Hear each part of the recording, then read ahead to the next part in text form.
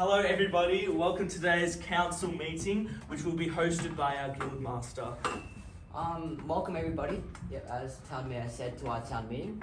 We have today our priest, our local doctor, our town mayor, myself as a guild master, and our guest, with a peasant farmer. Please give a big welcome to our guest. To the mayor, can you just go over our town? So there's three main gates, which will be our main exits in case of a really big emergency or outbreak of the plague. The mass burial grounds up the top to stop any contamination of the river, so any dead bodies going to the river. If we catch anyone throwing dead bodies into the river, they may be executed. And we will be limiting trades from other cities so that we do not spread the plague any further. Thank you, Tamara. That's really good. And to Tommy, our guest peasant farmer, what do you think? Give us some insight into the Black Death. Well, before the plague, I was peacefully farming and producing. Sadly, many farmers have died, and because of this, food has gone up from lack of food. The prices of food have gone up. The Lord may have increased my wage, but it's still not enough to feed my family anymore. It's crazy that all this hard work and there's a plague that's killing people around us is very scary, and it's hard for us and everybody else. I want to help create food for not just me and my family, but also for my town and for the survival.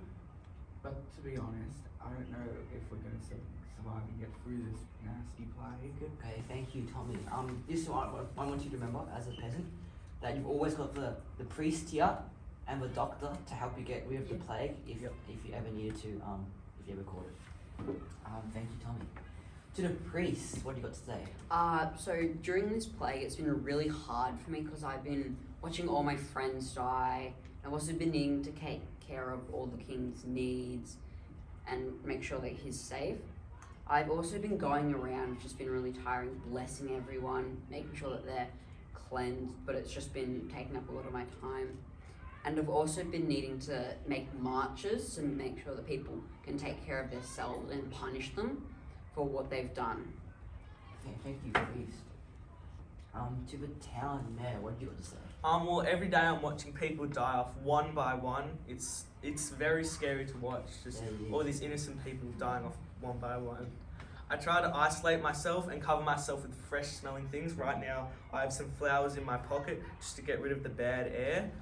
Every day I'm building the evacuation plan further and further to prevent the plague from spreading.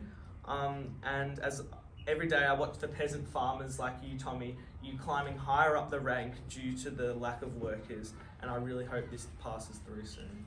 Yes, thank you, town mayor. Doctor, it's been quite a hard time, and Yeah, it has. The plague has completely ravaged through our town, and I'm the only doctor, so it makes working really hard.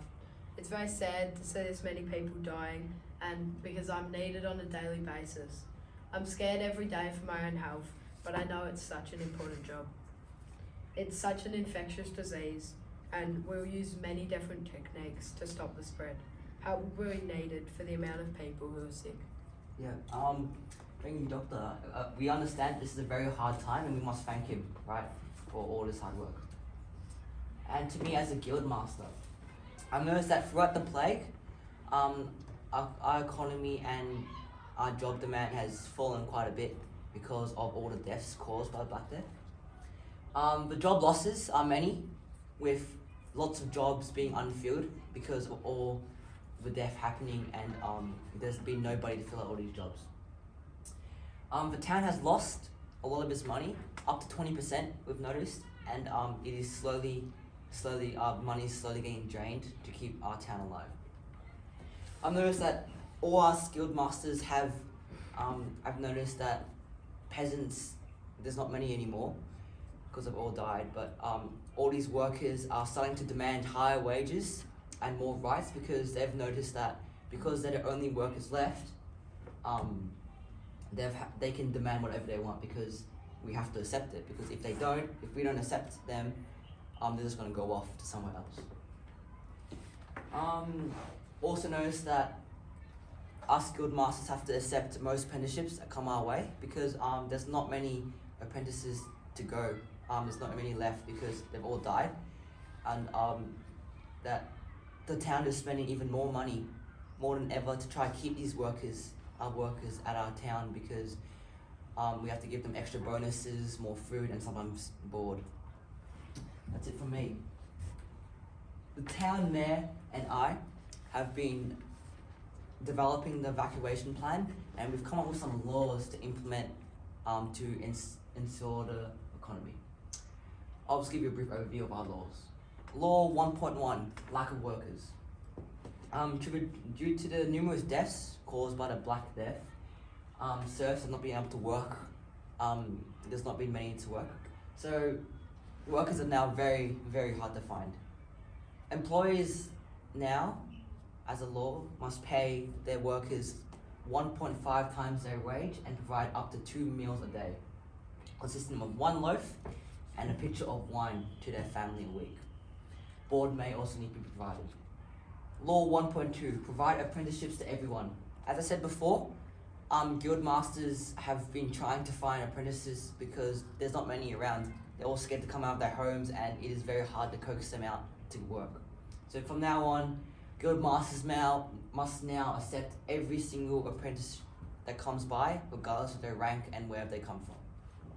Town Mayor, can you go over the rest of the laws? Law 1.3, people without jobs will be supplied a small amount of relief money.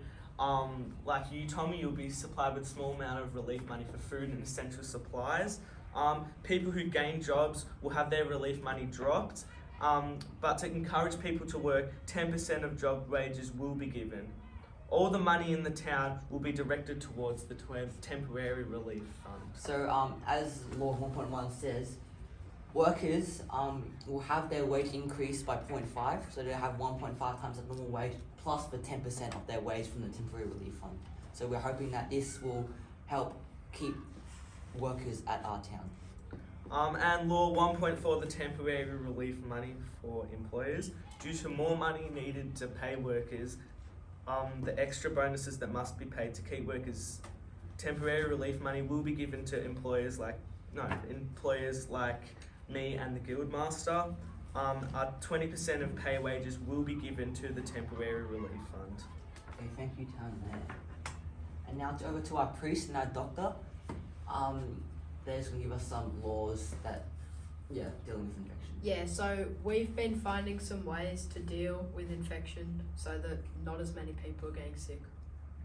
Law 2.1, I will have to go around and make sure that any of the sick will have a good place in heaven and survive safely. And we'll also need to go around and pray for them, make sure that they're all right and that they have done nothing wrong. Law 2.2 is me, the plague doctor. I'll go to the sick and try to heal them. First, I find out what type of plague they have, and then I try many different methods to try to cure it. I'll keep myself safe by wearing different clothes that will cover me, like a robe and wearing a cane, and holding a cane. 2.3, if the infected person dies. I'll pick up the dead and take them to our mass burial place. This is where people have already died there, but we'll try to keep it away from the main river so that it doesn't contaminate the water. Okay, thank you, Doctor. Thank you everyone for attending this council meeting today.